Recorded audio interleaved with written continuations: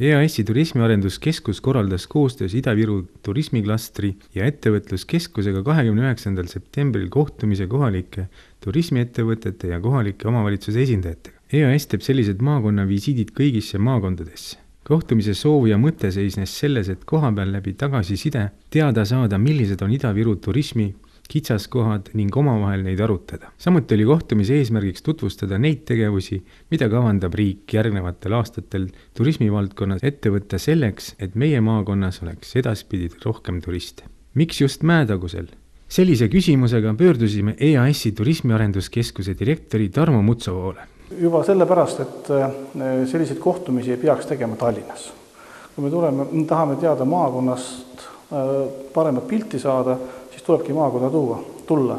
Ja nii nagu me oma igapäeva tegevustes, me arvestame tegelikult sellega, mida kohapealsed inimesed ütlevad. Kui me tutvustame näiteks Ida-Virumaad Soomes või Rootsis või Lätis või kuskil mujal, siis seda sõnumit ja mida siin tutvustada, me palume just kohalikel omal ette öelda, et kohapealsed teaksid seda pakkuda. Ja sama on tegelikult tänase kohtumisega. See päevakava, kui kohtumispaik on kohapealsete poolt kokku välja pakutud ja millega ainult rõõmuga sai vastu võtta.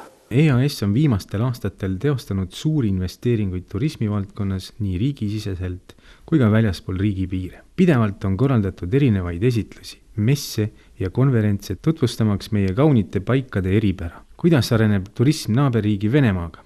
Sõprus on hea märksõna. Ma arvan, et turismivaldkonnas me oleme väga suured sõbrad. Me ei ole turismivaldkonnas kunagi teinud suurt poliitikat, vaid me oleme proovinud pakkuda inimestele emotsiooni ja rõõmu oma puhkuse ajal. Ja see on meil hästi õnnestunud. See on meil viimastel aastatel ju väga hästi läinud. Meil on olnud väga suur kasv Vene turult ja me oleme veel maiemad. Me võrdleme ennast ka soomlastega, kus kohas on Vene külastajate arv veel poole suurem kui Eestis. Ehk ei näe ka mingit põhjust, miks meil peaks veel vähem olema. Ehk tegelikult on see potentsiaal väga suur. Tarmo Mutso sõnul on turismis nii nagu igas teises majandusharus nii kasvu kui langust.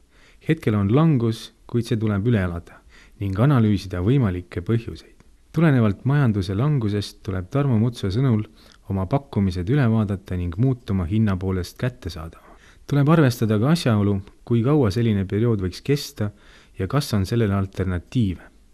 Kindlasti peaks tema sõnul pöörama rohkem tähelepanu siseturismile ning eeskätt Eestis elavatele vene keelt kõnelevatele inimestele, kellel ei ole tänase informatsioon niivõrd hästi kättesaadav kui eestlastele.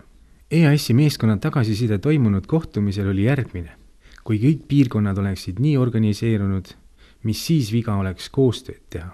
Teavad, mida tahavad, teevad, mida tahavad. Selle mõisa aura oli tõeliselt hea. Toit oli üllatavalt maitsev, silm säras nagu ikka. Kõik toimis suurepäraselt. Võib julgelt väita, et Ida-Viru üllatab.